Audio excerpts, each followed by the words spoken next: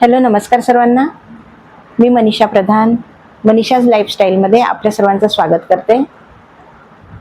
आमचा जो योगा क्लास सुरू आहे त्या योगा क्लासला 2 महिने पूर्ण झाले आणि ह्या 2 महिन्यात कोणाकोणाला काय काय अनुभव आले हे प्रत्येकाने आपापले सांगितलेले आहे. तर त्याकरता हा व्हिडिओ केलेला आहे. तर ते त्यांचे सर्वांचे अनुभव ह्या व्हिडिओमध्ये आपण ऐकूया. माहिती सुद्धा घ्यायची आपल्याला. भस्त्रिका प्राणायाम म्हटल्यानंतर नाशिकीतनं श्वास घ्यायचा आपला फेफड्यापर्यंत, छातीपर्यंत, तिथूनच त्याला पुन्हा वापस फेकायचा. त्याला पोटा पण जाऊ द्यायची काही गरज नाही, फक्त फेफड्यापर्यंतच घेणे आहे श्वास आणि तिथून त्याला वापस फेकणे. 2 ते 3 सेकंद लागेल श्वास घ्यायला. 1 सेकंदात झटक्याने श्वास बाहेर सोडून द्यायचा. तोंड बंद, डोळे बंद, पाठीला कणा ताठ ठेवायचा आपल्याला.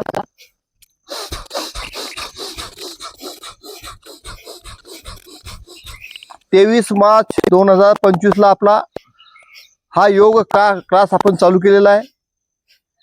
योग कक्षामध्ये आधीपासून संख्या चांगली आहे. माझे 2 क्लास तिकडे चालू आहे, साई मंदिर आणि एक स्वामी समर्थ मंदिर. 2 वर्षापासून, त्याला सुद्धा 2 वर्ष पूर्ण झालेले आहे. आपल्या ह्या क्लासला त्यानंतर अनुलोम विलोम 10 मिनिट, भांबरी आणि उद्गीत हे 6 प्राणायाम आपण नियमित घेतो, न चुकता घेतो. हे 6 जर प्राणायाम प्रत्येकाने केले तर निश्चित आपण व्याधीपासून लांब राहू. जे आपण विनाकारणचं औषध खात आहोत त्या औषधीपासून आपण लांब राहू. जेवढं तुम्ही औषधी खाल तेवढा तुम्हाला व्याधी जास्त प्रमाणात चालू होतात. मग आपल्याला ॲलोपॅथिक औषध जास्तीत जास्त कसं कमी करता येईल याकडे विशेष लक्ष द्यायचं आहे.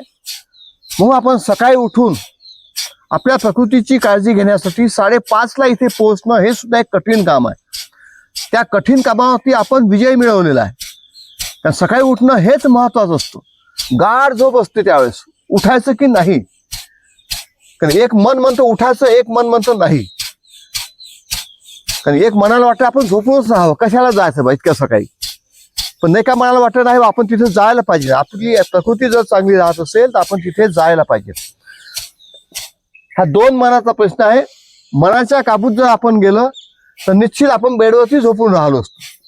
पण मन आपल्या काबूत आलं म्हणून आपण इथे उठून येतो. 5:15 ला आपण इथे तयार असतो.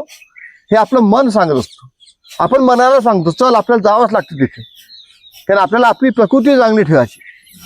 2 महिन्यात तुम्हाला कुठे ना कुठे काहीतरी फायदे झाले असतील. त्याच फायद्यात आपल्याला कपालभातीमध्ये काही लोकांनी सांगायचं आहे, काही लोकांनी अनुलोम विलोम मध्ये, आज काही आपण सूक्ष्म व्यायाम घेत असतो त्यामध्ये सुद्धा आपल्याला अनुभव सांगायचे आहे प्रत्येकाला. 2 महिन्यात काही ना काही फायदे झाले असेल. नुकसान त्यात होतच नाही. सकाळी उठल्याने कुठलंही नुकसान होत नाही. तुम्हाला वाटतं ना आपली झोप झाली नाही, तर तुमची झोप होऊन जात असते. 5 ते 6 तासच झोप माणसाला पुरेशी आहे. आपण जर 10 वाजता झोपलो ती आपल्याला 5 वाजता जाग आला ती आपली 7 घंटे झोप होतो. 4:30-5 ला जाग येतोच आपल्याला. 5 ते 6 तास या वयात झोप म्हणजे आपली खूप झोप झाली, पुरेशी झोप झाली. 5 तास झोप झाली आणि प्राणायाम केला आपण, ती झोपेचे फायदे जे आहेत ते आपल्याला प्राणायामामध्ये मिळून जातील. आपलं चालू आहे भस्त्रिका प्राणायाम. पुन्हा 1 मिनिट नासिकेतनं श्वास घ्यायचा फेफड्यापर्यंत, तिथून त्याला पुन्हा वापस फेकायचा. कारण ऑक्सिजन साठवून ठेवण्याची ग्रंथी जी आहे आपल्या फेफड्यातच आहे. आपल्याला फेफड्यामध्ये ऑक्सिजन साठवून ठेवायचा आहे. निसर्गामध्ये जो ओझोन वायू असतो, हा ऑक्सिजन असतो, तो आपल्याला घेऊन आपल्या फेफड्यामध्ये घेऊन ठेवायचा आहे. तो आपल्या रक्तवाहिन्याद्वारे दिवसभर म्हणतो आपल्याला प्रत्येक अवयवाला पुरेल. प्रत्येक अवयव आपले बलशाली होतील, शक्तिशाली होतील. त्यासाठी आपल्याला ऑक्सिजनची फार गरज असते, म्हणून आपल्याला ऑक्सिजन घेऊन ठेवायचं आहे. हे 5 मिनिट आपण घेतलं भस्त्रिका प्राणायाम की कमीत कमी आपल्याला 3500 ml ते 5000 ml एवढं ऑक्सिजन मिळत असतं. सर्वसाधारण माणसाला सकाळी उठल्यानंतर फक्त 500 ml ऑक्सिजन मिळतो. जो सकाळी उठतो त्यालाच. जो 7:30-8 ला उठतो त्याला ऑक्सिजन मिळत नाही. मग आपल्याला सकाळी उठावं लागेल. उठल्यानंतर तुम्ही जर प्राणायाम केलं तर तुम्हाला ऑक्सिजन जास्त मिळेल. प्राणायाम नाही केलं तर तुम्हाला 500 ml एवढं ऑक्सिजन मिळेल. आपण जास्त ऑक्सिजन घेतलं तर आपले अवयव सुद्धा चांगले मजबूत राहतील. आपली रोग प्रतिकार शक्ती वाढते. रोग प्रतिकार शक्ती वाढवणं फार महत्वाचं आहे. जसजसं वय वाढेल तसतशी आपली रोग प्रतिकार शक्ती कमी होत असते. तर हे आपण प्राणायाम नियमित केलं तर निश्चित आपली रोग प्रतिकार शक्ती वाढेल. विश्राम, श्वास बाहेर. ही क्रिया चालू करायची आपल्याला. कपालभाती प्राणायाम. पोट आत जाईल त्याच वेळेस श्वास बाहेर निघेल. झटक्याने पोट जर आपण आत घेतलं तर झटक्याने श्वास बाहेर निघेल. तर जो दूषित वायू आहे पोटातला तो सगळा आपल्याला बाहेर फेकून द्यायचा. याआधी आपण श्वास घेणे आणि श्वास सोडणे ही क्रिया केली. श्वास घेऊन ठेवला आपण, ऑक्सिजन घेऊन ठेवलाय. आता आपण फेफड्याला पोटाला झटका देतो त्याच वेळेस आपला फेफड्यामधून आपण श्वास झटक्याने बाहेर फेकतो. टोटली दूषित वायू हा आपला नासिकेद्वारे बाहेर निघून जातो. सगळा दूषित वायू आपला जमा होत असतो 23 तासात. त्याला पूर्ण आपल्याला बाहेर फेकून द्यायचा आहे. नवीन ऊर्जा आपल्या शरीरात भरायची आहे. त्यामुळे आपलं पुन्हा शक्ती वाढेल आपली. कपालभाती प्राणायाम 10 मिनिट घेतो आपण. एका सेकंदाला 1 स्ट्रोक. असे आपले 10 मिनिटात 600 स्ट्रोक बसतील पोटाला. पूर्ण पोटाच्या व्याधी निघून जातात. कुठेही ब्लॉकेज असेल, हार्ट ब्लॉकेज असेल, मेंदू ब्लॉकेज असेल, कुठे कुठे आपलं कोलेस्ट्रॉलमुळे आपलं ब्लॉकेज सुद्धा असतो. हार्ट ब्लॉकेज 80%, 90% व्हेन्स ब्लॉक असतात. त्या सुद्धा आपल्या कपालभातीमुळे सगळं ब्लॉकेज निघून जातं. व्हिटॅमिन्स ऑटोमॅटिक शरीरात तयार होतं. हिमोग्लोबिनचं प्रमाण ज्यांना कमी असतं ते हिमोग्लोबिन सुद्धा यांनी वाढत असतो. कारण आपली अन्न पचन शक्ती जर वाढली तुमचं हिमोग्लोबिन वाढेल, व्हिटॅमिन्स वाढेल, इन्शुलिन तयार होईल शरीरात. त्यामुळे शुगरचा प्रॉब्लेम कमी होईल, बीपीचे प्रॉब्लेम कमी होईल. त्यासाठी आपण 10 मिनिट कपालभाती घेत असतो. आज आपल्या योग क्लासला 2 महिने पूर्ण झाले. कुठल्याही साधकाला काही अनुभव सांगायचे असतील तर आपण आपल्याला 2-2 मिनिटात आपल्याला अनुभव सांगता येईल.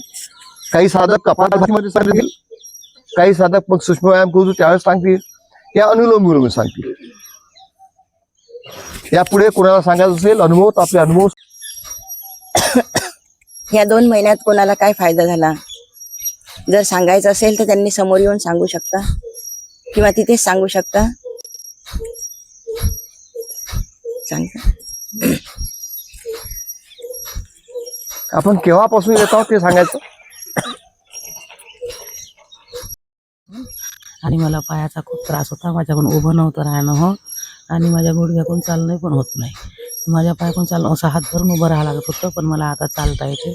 आणि माझ्या कमरेत पाठीचे 3 मणके दबून आहे माझे, तरी पण मला पाठदुखीचा त्रास कमी झाला. कमी झाला. हो, कमी झाला. हो, रेग्युलर येतात. हो, रेग्युलर येते मी रोज येते. यापुढे अशाच रेग्युलर येत. हो. थँक्यू.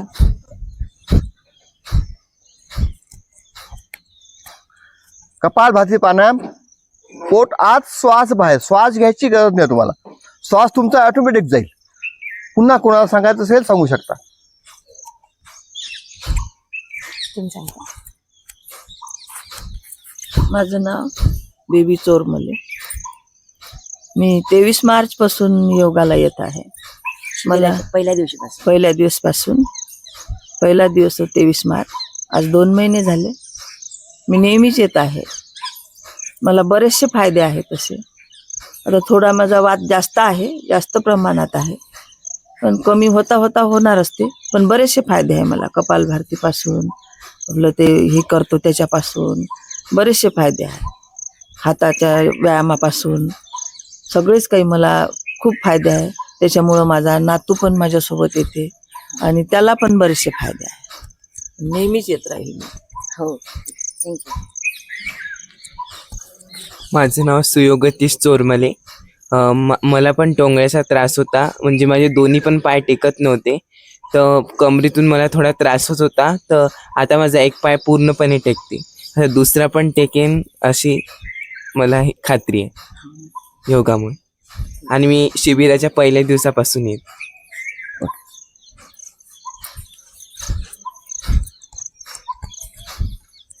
पुन्हा 5 मिनिट कपालभाती प्राणायाम.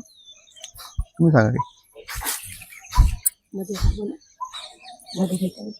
हो, 5 मिनिट आहे.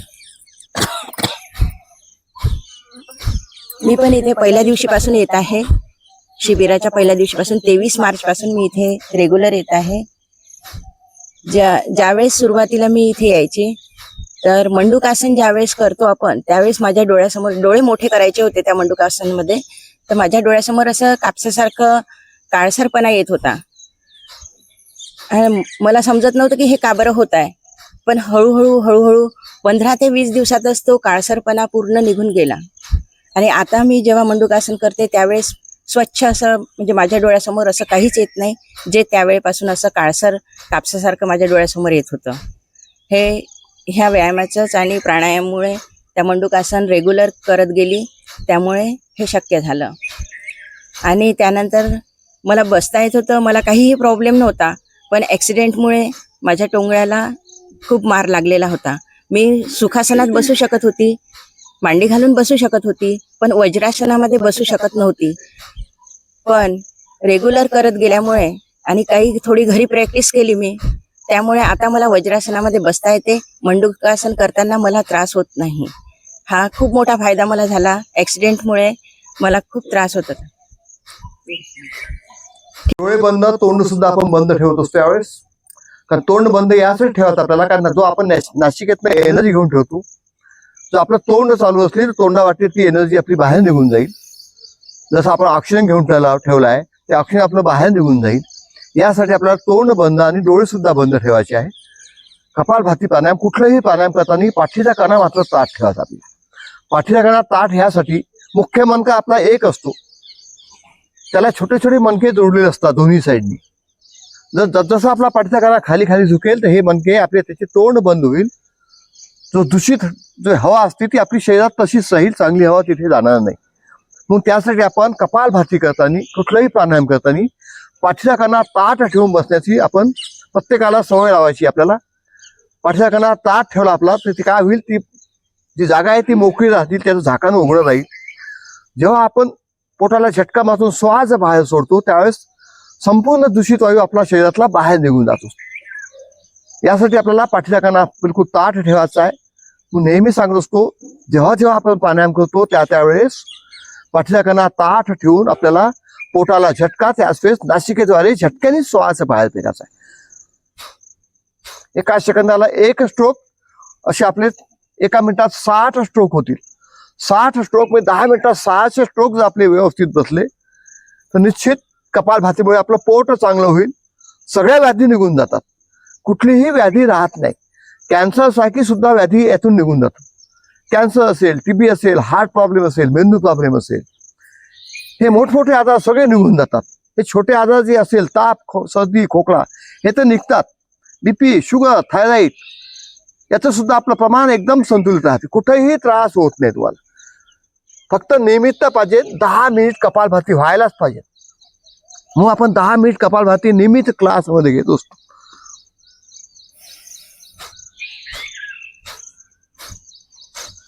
पुन्हा 2 मिनिट कपालभाती प्राणायाम. मला सुद्धा आधी योगाबद्दल माहिती नव्हती. 2016 पासून 16 मध्ये मी सुद्धा योग कक्षा भरपूर चालू राहायच्या वर्धेमध्ये. वर्धा जिल्ह्यामध्ये भरपूर योग क्लास चालू होतो. पण आपण सुद्धा बाहेरून जायचं, त्या जवळून जायचं, पण त्याकडे आपण लक्ष देत नव्हतो. मी सुद्धा तिथून जायचं, लक्ष द्यायचं नाही. या कक्षामध्ये काय बसल्याने कुठले व्यायाम मिळतात, निव्वळ श्वास घेणे सोडणे, यातून कुठे व्यायाम मिळेल आपल्याला. मी 1-2 वर्ष सतत आम्ही कंटिन्यू 14 पासून फिरायला लागलो, तर फिरतच चालू राहिलो. पण जेव्हा जेव्हा मला पुन्हा माझा वात वाढत गेला, वात वाढल्यामुळे कुठे ती बसणं शक्य होत नव्हतं. खूप मी इलाज केले, पुन्हा औषधी घेतली, सगळं काही झालं. तर प्रत्येक वर्षातून मला 2 ते 3दा फिजिओथेरपी करायला लागत असते. जसा मोसम बदलला की मला वाताचा त्रास चालू व्हायचा. तर जसा उन्हाळ्यात आणि पावसाळ्याच्या तोंडात अगदी त्रास चालू व्हायचा. जसा हिवाळा लागला तिथे आपला त्रास चालू होता. उन्हाळ्याच्या तोंडात सुद्धा आपल्याला तो वाताचा त्रास चालू होता. मी असा फिजिओथेरपी करता करता आपण औषधी सुद्धा घेत होतो, पण तेही माझा त्रास कमी झाला नाही. सहज माझे योग शिक्षक एक मित्र होते, त्यांनी मला सहज म्हटलं, सहज मी एक काम करा, त्या क्लासला या, क्लासला बसा. मला बसणं शक्य होत नाही, इतका लांब मी बसू शकत नाही एवढा वेळ. तर मांडी घालणं मला शक्य नव्हतं, मला फक्त खुर्चीवर बसावं लागत होतं. तर त्यानुसार मग मी हळूहळू बेंचवर बसायचो. बेंचवर बसता बसता हळू 15 दिवसांनी मी खाली बसायला लागलो. 1 महिन्यात माझा वाताचा प्रॉब्लेम थोडाफार कमी झाला. तिथून मला वाटलं नाही बा आपल्या कुठून ते इथे फायदे होतात. मग तिथे मी स्पर्धेलाच मी पुन्हा 1 महिन्याचं स्वतः ट्रेनिंग घेतलं योग कक्षामध्ये. योग प्रशिक्षण 1 महिन्याचं घेऊन मी 3ऱ्या 4थ्याच महिन्यात मी योग शिक्षक झालो आणि प्रत्येकाला योगाबद्दल माहिती देतो. कसं योगाची माहिती देता माझे सुद्धा योगाचे फायदे व्हायचे. त्यावेळेस आम्ही 5-6 शिक्षक बसायचो. अल्टरनेट मग आमचे व्यायाम होऊन जायचे, प्राणायाम होऊन जायचे. जसं एक शिक्षक असला की आम्हाला इथे माहिती द्यावं लागतं, प्राणायाम होत नाही. 2-3 जण असले की आपलं कुठेतरी प्राणायाम होतो. आम्हाला सुद्धा प्राणायामाची गरज असते. तर प्राणायामातून काय फायदे होतात हे मला तेव्हा कळलं. 6 महिन्यात माझं सगळे आजार निघून गेले.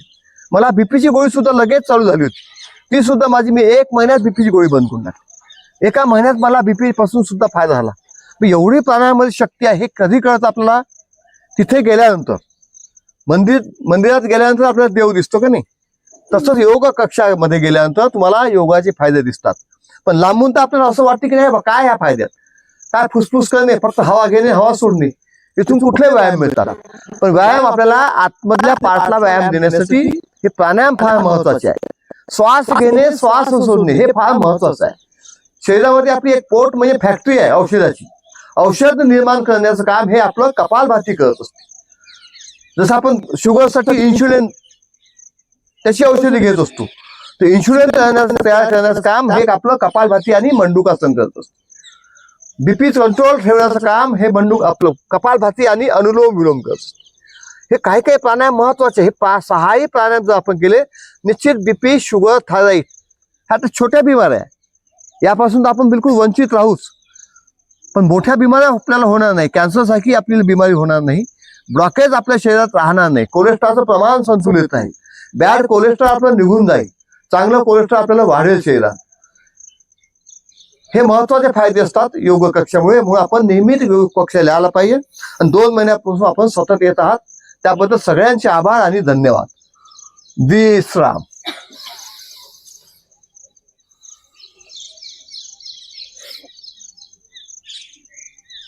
बघा, आपण आता कपालभाती केलं, आपलं पोट एकदम मुलायम झालंय. पोट आपण आतमध्ये कितीही ओढू शकतो. यामध्येच आपण काय करतो, मग बाह्य प्राणायाम घेत असतो. तर बाह्य प्राणायामामध्ये पहिल्यांदा घेत असतो आपण त्रिबंधासन. चौधरी मॅडम घेतील त्रिबंधासन. त्रिबंधासन करायचं आपल्याला.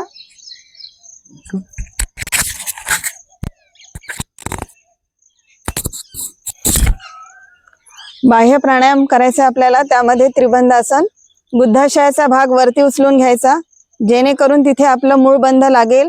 पोट पाठीला ऑटोमॅटिक चिपकेल, तिथे आपलं उडियान बंध लागेल. आणि हनुवटी कंठस्थानी दाब देऊन तिथे आपला श्वास रोखून थांबायचा. असं आपल्याला 3 वेळा करायचं आहे. सर्वात प्रथम लांब श्वास घेऊन पोट खाली करून असं 3 वेळा करायचं आहे. चला करूया त्रिबंधासन. गुदाशयाचा भाग जेवढा वरती ओढता येईल तेवढा ओढून ठेवा. पण हाताचा आधार द्यायचा, घुटण्यावरती हाताला आधार द्यायचा. जेवढा वरती होईल तेवढा ओढून ठेवा. पोट बघा तुमचं पाठीशी चिपकेल. कपालभातीमुळे पोट आपलं एकदम लवचिक झालेलं आहे. पोट पूर्ण पाठीशी चिपकतं. हनुवटी कंठस्थानी म्हणजे जिथे आपलं विशुद्धी चक्र आहे तिथे लावून ठेवायचं. तिथे आपल्या थायरॉइड ग्रंथी असतात, त्याला ताण बसला पाहिजे. हनुवटीचा तिथे दाब देऊन द्यायचा. आपलं थायरॉइडचं प्रमाण संतुलित राहते. हळूहळू हनुवटी वर उचलून श्वास सोडत 3ही बंद सोडून द्यावे.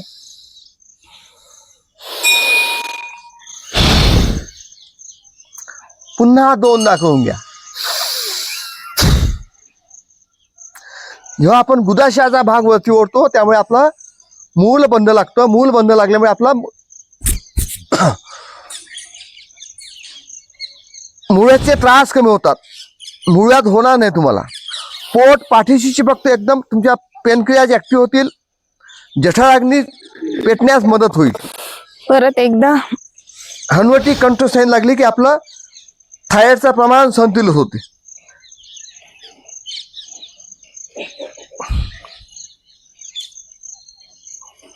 एकाच आसनात 3 फायदे आहेत. प्रत्येक व्याधीसाठी आपण आसन आणि प्राणायाम सांगतो, ते लक्षात ठेवायचं आपल्याला. जी आपल्याला व्याधी असेल त्याचं प्रमाण थोडं वाढवून द्यायचं. आता एखाद्याला समजा मुळव्याधीचे त्रास असतील तर हे आपण करत असतो प्राणायाम, हे वाढवून द्यायचं. विश्राम.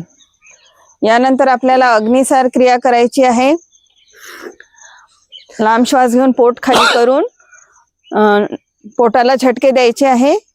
आणि श्वास रोखून ठेवायचा आहे. एका याच्यात आपले 25 ते 30 स्ट्रोक झाले पाहिजे. असं आपल्याला 3 वेळा करायचं आहे अग्निसार क्रिया.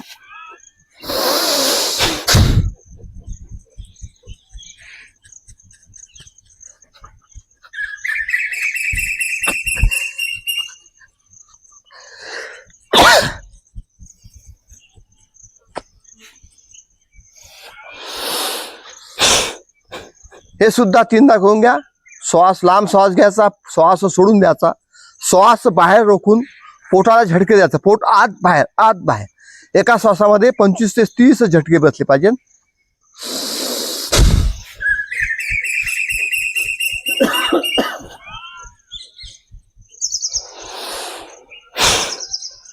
पूर्ण आतड्याला व्यायाम मिळतोय. आणि आतडे आपले एकमेकाला चिपकून असतात, त्याला मोकळं ठेवावं लागतं, तेव्हा ते क्रियाशील राहील. मग आपण अग्निसार क्रिया, ह्या आतड्याला शक्ती पुरवणे, त्याला मोकळं ठेवणे, हे काम आपण करत असतो. याने आपली पचनशक्ती वाढेल. आपले आतडे चांगले असले तर सगळ्या क्रिया चांगल्या होतात. मग आपल्याला आतडे सुद्धा चांगले ठेवायचे. प्रत्येक अवयवासाठी आपण इथे व्यायाम घेत असतो, प्राणायाम घेतो. विश्राम. यानंतर आपल्याला उज्जैन प्राणायाम करायचा आहे. लांब श्वास घ्यायचा आणि फुफ्फुसाकडून कंठस्थानी श्वास ओढायचा आहे आपल्याला, त्राटक त्राटक असं आपल्याला 3 वेळा करायचं आहे. आणि हनुवटी कंठस्थानी लावून तिथे दाब द्यायचा आहे. चला करूया उज्जैन प्राणायाम.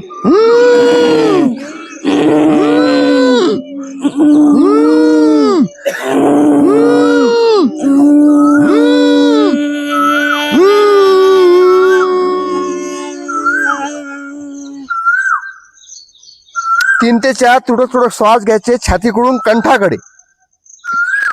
तोंडातून कंठाकडे नाही ढकलायचं. आपल्याला छातीकडून कंठाकडे श्वास सोडायचा. जिथे आपल्या थायरॉइड ग्रंथ असतात, आपल्या विशुद्धी चक्राजवळ, त्याला दाब बसतो, ताण बसतो. त्यामुळे आपलं थायरॉइडचं प्रमाण संतुलित राहते. हळूहळू हनुवटीवर उचलून उजवी नासिका बंद करून डाव्या नासिकेतून श्वास सोडून द्यायचा आहे. असं आपल्याला आणखीन 2 वेळा करायचं आहे.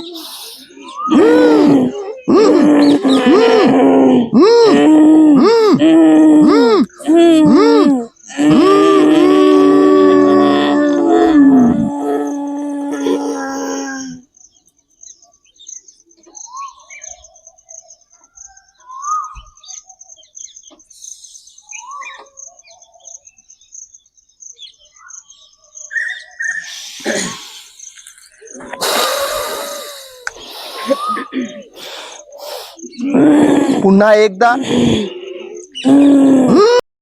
हे आसन एकदम उपयुक्त आहे. मग आपण याला वज्रासन म्हणतो. जितका वेळ बसलेले आसनात तितका वेळ बसायचं आपलं पोट चांगलं असतं. यांनी गॅसेसचे प्रॉब्लेम सुद्धा कमी होतात यांनी. आता आपलं हे मंडूकासन कशासाठी आहे? शुगरसाठी आहे. शुगरसाठी म्हणजे शुगर नियंत्रणात आणणे. जी आपल्या शरीरात शुगर असते त्याला खर्च करणे, यासाठी इन्शुलिन पाहिजे आपल्याला. स्वादुपिंडामध्ये आपलं इन्शुलिन तयार होत असते, त्याला आपल्याला इन्शुलिन बनवण्याची क्रिया व्यवस्थित व्हावी. ज्यांचं आपल्या शरीरात इन्शुलिन तयार होत नसेल त्याला शुगर होत असते, म्हणून त्यांना कुठून बाहेरून इन्शुलिन घ्यावं लागतं इंजेक्शनद्वारे. तर आपल्याला आपलं शरीर, मी आधीच सांगितलं, पोट म्हणजे आपली फॅक्टरी आहे. सगळं औषध इथेच तयार होतात, फक्त आपल्याला तयार करून घ्यायचं आहे त्यांना. ते आपलं हे मंडूकासन त्यासाठी आहे. आपण क्लासमध्ये 3दा घेत असतो. अंगठा आत घ्यायचा, मूठ बांधायची. हे जे खडे आहे, हे खडे आपल्या पोटाच्या बेंबीच्या साईडला, पोटावरती दोन्ही साईडला दोन्ही खडे ठेवायचे. दोन्ही हात लांब श्वास घ्या, श्वास सोडून द्या, पूर्ण पोट खाली करा. आधी दाब द्या त्याला पूर्ण, नंतर झुकायचं आपल्याला. मानवरती, डोळे मोठे एकदम. एक टक लावून बघलं की आपल्या डोळ्याचे सुद्धा व्यायाम होऊन जातात. मग आपण डोळ्याचे व्यायाम सुद्धा यात करून घेत असतो. सारखं टक लावून बघायचं. बघा आपला एवढा दाब बसतो तिथे, त्यामुळे आपलं ऑटोमॅटिक तुमचं इन्शुलिन बनण्याची क्रिया चालू होत असते यामध्ये. पुन्हा 2दा करून घ्या. लांब श्वास घ्या, पोट खाली करा, पुन्हा दाब द्यायचा आधी, नंतर झुकायचं. मानवरती, डोळे मोठे. जितका वेळ थांबता येईल आपापल्या शक्तीनुसार तेवढा वेळ थांबायचा आपल्याला.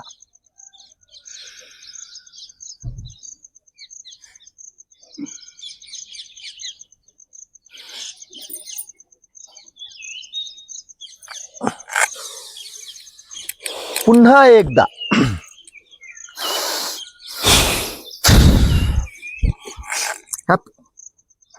पेन क्रिया सुद्धा ते आपलं छोटस एक डब्बी सारखं असते, त्याला सुद्धा आपल्याला ऍक्टिव्ह ठेवावं लागेल. कारण तिथून आपला इन्शुलिन बाहेर फेकत असते. खाल्लेली शुगर जी आहे, जे आपण अन्न खातो त्यापासून सुद्धा आपली शुगर जात असते शरीरात. ती शुगर प्रत्येक अवयवाला जर खर्च झाली, प्रत्येक अवयवापर्यंत पोहोचली, तर निश्चित तुमची शुगर कंट्रोलमध्ये राहील. याची दुसरी क्रिया असते आपली डावा हात, त्यावरती उजवा हात हा आपला बेंबीवर ठेवायचा आहे. तीच क्रिया करायला घ्या. लांब श्वास, श्वास सोडून द्या. पोट खाली करा एकदम. पूर्ण दाब देऊन झोपायचं. दाब द्यायचा आणि खाली झोपायचं. मंडूक असं, मंडूक म्हटलं की बेडूक, बेडूक सारखं बसायचं आपल्याला. यानं आपल्या पॅनक्रियाज ऍक्टिव्ह होतात, त्यामुळे इन्शुलिन बनण्याची क्रिया ही चांगली होत असते आपल्याला. हे सुद्धा 3दा करून घ्यायचं.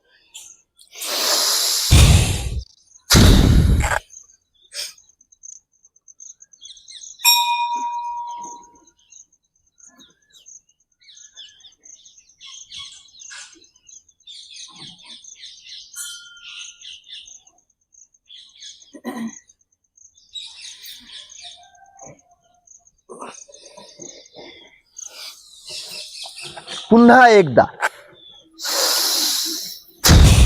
पूर्ण दाब द्यायचा. ते आपण खाली झुकल्यानंतर बेंबीचे ठोके आपल्या तळहाताला जाणवले पाहिजे, एवढा दाब द्यायचा आहे त्याला.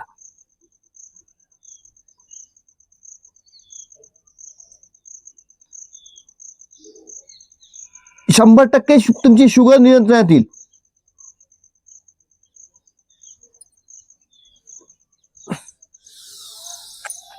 विश्राम. या हे जे योगा क्लास चालू आहे हे शिवनगर यवतमाळ इथे सुरू आहेत आणि पतंजली संस्थेचं निशुल्क योगा क्लास आहेत. इथे कुणीही येऊ शकतं. ह्या व्हिडिओ मार्फत जर कोणाला यायचं असेल तर त्यांच्यासाठी डिस्क्रिप्शनमध्ये नंबर देत आहे. आणि हा व्हिडिओ जर तुम्हाला आवडला असेल तर व्हिडिओला लाईक करा, शेअर करा आणि सबस्क्राईब करायला विसरू नका. धन्यवाद.